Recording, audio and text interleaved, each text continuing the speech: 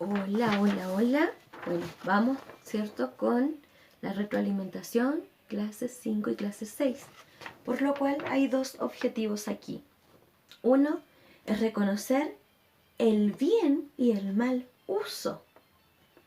¿De qué cosa? De la tecnología y de la ciencia. ¿A través de qué lo vamos a poder reconocer? A través de los criterios bíblicos, ¿cierto? ¿Cuáles son los criterios bíblicos para poder identificar qué es lo bueno y qué es lo malo? Y el otro objetivo es identificar que un cristiano que ha adquirido madurez espiritual vive el servicio por amor a Dios y a los demás. Esto lo vimos ya en clase y vamos a recordar entonces el primer objetivo, ¿cierto? Bien y mal uso. Cada uno de ustedes fue dando distintas características, fueron dando sus opiniones y las cuales estuvieron muy buenas, muy asertivas. Así que ahora vamos a tratar de abordarlo así bien rapidito. Y nos vamos a centrar aquí, ¿cierto? En el bien y el mal uso de las tecnologías.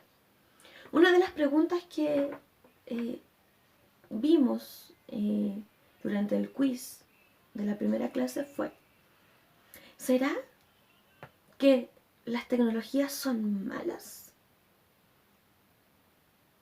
¿Ellas son las malas? ¿Y un cristiano nunca debería usarlas? ¿O depende realmente del uso que nosotros le damos? ¿Cierto que era dependiendo del uso que nosotros le damos a la tecnología? Nosotros decidimos usarla para el bien o para el mal. Y lo analicemos con el versículo bíblico de Génesis, cuando la mujer y el hombre comen del árbol del discernimiento del bien y el mal. Y ahí se destaca que el ser humano ya sabe lo que es bueno y lo que es malo. Y depende de cada uno de nosotros qué uso le damos a las cosas. Teníamos un listado acá, ¿cierto? Génesis capítulo 3, versículo 22 dice: entonces el Señor Dios dijo: he aquí, el hombre ha venido a ser como uno de nosotros, conociendo el bien y el mal. Cuidado ahora que no vaya a extender su mano y tomar también del árbol de la vida y coma y viva para siempre. La pregunta acá decía, ¿cierto? ¿Qué ejemplos puedes dar de cómo el ser humano puede llegar a usar la tecnología o la ciencia para el bien y para el mal? Y pusimos varios numeritos, ¿cierto?, para ir completándolos entre nosotros. ¿Cómo ha usado el hombre la tecnología comúnmente? ¿O cómo lo demuestra la historia? ¿La ha usado más para el bien o más para el mal? ¿Cierto? Según los índices de la historia, lo mostraba más para el mal. Que el hombre o el ser humano utilizaba más la tecnología o la ciencia para el mal. Pero nosotros podemos hacer lo contrario. Y vimos varios ejemplos ahí también. Bien, por ejemplo, en este minuto estoy grabando una clase o grabando la retroalimentación, ¿cierto? Si no tuviera el celular, no existiera este medio tecnológico, no podría hacerlo. Y en este tiempo que hemos estado viviendo, ¿cómo hemos utilizado esta tecnología y este medio de hacer videos para recordar aprendizajes, para retroalimentarnos? ¿Qué otra cosa? Para el bien, la luz. Si no tuviera luz, ¿cómo lograría terminar estas actividades? son beneficios para cada uno de nosotros y la usamos para el bien, ¿cierto? ¿Y qué tecnología, qué ciencia se ha utilizado para el mal? Las bombas atómicas, este mismo medio tecnológico, cuando se usa, ¿cierto?, para indisponer a una persona, para, como dicen algunos, funar. Pero en palabras correctas y formales sería para indisponer o hablar mal de una persona, levantar a un falso testimonio. Eso sería un mal uso de la tecnología. Utilizarla para ver cosas que alteren nuestros sueños. Usarlo y no tener un buen descanso. Y así podría ir enumerando 1000 cosas, ¿cierto? Y también el descuido de cuando daña nuestro medio ambiente. O sea, cada vez hablábamos ahí, leímos, ¿cierto?, algunos ejemplos de que cada vez que se haga algún invento, experimento científico, se piense y se evalúe qué beneficios o qué perjuicio trae al ecosistema. Y si vemos que trae un perjuicio, evitarlo, corregirlo, para que no siga dañando nuestro medio ambiente, nuestro ecosistema, ¿cierto? Y el otro objetivo que decíamos, identificar que un cristiano que ha adquirido madurez espiritual vive el servicio por amor a Dios y a los demás. Bueno, y aquí en este ustedes se desplayaron, pero sumamente bien, entendiendo, ¿cierto?, que hay dones, capacidades, pero también indagamos un poquito sobre las características de la madurez espiritual. ¿Qué es madurez espiritual? ¿Cuáles serían las cualidades de una persona madura espiritualmente?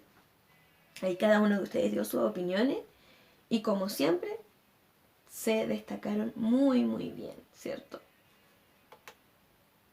Bueno, y algunas de las características que leímos también en la clase fue: 1. Ser una persona positiva. ¿Positiva solo cuando nos va bien? No, ¿cierto? Una persona positiva cuando hay presiones. Porque fácil es ser positivo si todo nos sale bien y no hay dificultades. Pero cuando estamos bajo presión, cuando estamos enfrentando situaciones complejas, ahí es donde uno tiene que ser positivo. Y un respaldo bíblico está en Santiago capítulo 1, versículo 2 al 4. Una persona madura también asume responsabilidad. De eso se recordaron bastante. Varios la mencionaron. También una persona madura domina su boca. Es una de las cosas más difíciles para el ser humano. Hay un verso en la Biblia que dice que aquel que es capaz de controlar su lengua es capaz de controlar todo su cuerpo y aún pasaría a ser perfecto. Cuesta controlar la boca, la lengua, las palabras cuando estamos enojados, cuando nos sentimos atacados o cuando sentimos que estamos enfrentando una injusticia. Cuesta, ¿cierto? Bueno, una persona madura también dice que sabe orar correctamente. Una persona madura busca la paz. No anda generando conflictos, sino que siempre busca pacificar, lograr, ¿cierto?, solucionar las cosas y no buscar seguir peleando. También son cosas que nos cuesta hacerlas, llevarlas a la práctica. Orar correctamente, en que nos enfocamos en ello, que no se centraba, ¿cierto?, en pedir solamente para enriquecernos o para nuestro propio beneficio o el beneficio de nuestro bolsillo o en los bienes materiales, sino que esa madurez espiritual tenía que ver, o esa oración correcta tenía que ver con buscar la voluntad de Dios. ¿Qué es lo que Dios quiere? ¿Qué es lo que espera de nosotros? y también una oración, ¿cierto?, que se enfoque en los demás. Santiago capítulo 4, versículo 2 al 3. Ahí pueden leer. Bueno, y así, una persona madura es aquella que se ve en estas características, que uno puede observarla o por lo menos se esfuerza. Y todo esto nos sirve para servir a Dios y a los demás. Cuando uno es una persona madura también, ¿cierto?, busca la paz y busca bendecir a los demás. Busca bendecir a Dios en todo, en pensamiento, en palabra, en acciones. Y también sabemos que Dios se agrada cuando ayudamos al necesitado. Y ahí veíamos distintas formas de poder servir. Algunos, ¿cierto?, se enfocaron en el servicio dentro de lo que es la liturgia de un culto, que es predicar, cantar, leer la Biblia, enseñar, instruir. Pero también nos enfocamos en las distintas formas que se puede servir, como el ayudar al inmigrante, ayudarlo, acogerlo, tratar de buscar ayuda con organizaciones, con instituciones, usar redes de apoyo para que ellos puedan tener un mejor pasar en esto que les ha tocado vivir y quizás han tenido que arrancar de sus países por diferentes situaciones, algunos por guerra, ¿cierto? Como veíamos el ejemplo ahí en fotitos de Europa, con el arte, con la música, con el oficio, las profesiones como la medicina, tantas cosas, el tener esa capacidad de hacer reír a los demás, también alegrar el corazón de otros, los deportes, las habilidades tecnológicas, poder usarlas en beneficio, ¿cierto?, de los más necesitados.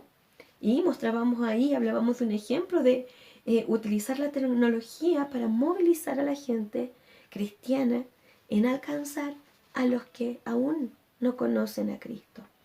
Y así vimos varias formas de poder servir. Así que en este videíto cortito, más que nada es como un recuerdo, ¿cierto?, de tantas cosas que podemos hacer para Dios, para servirle a Él y a los demás, a quienes nos rodean, a sus compañeros, a su familia, a sus vecinos y a una gente que no conocen, pero que Dios los puso frente de ustedes, a quienes ustedes también pueden ser útil y bendecirles. Que Dios les bendiga.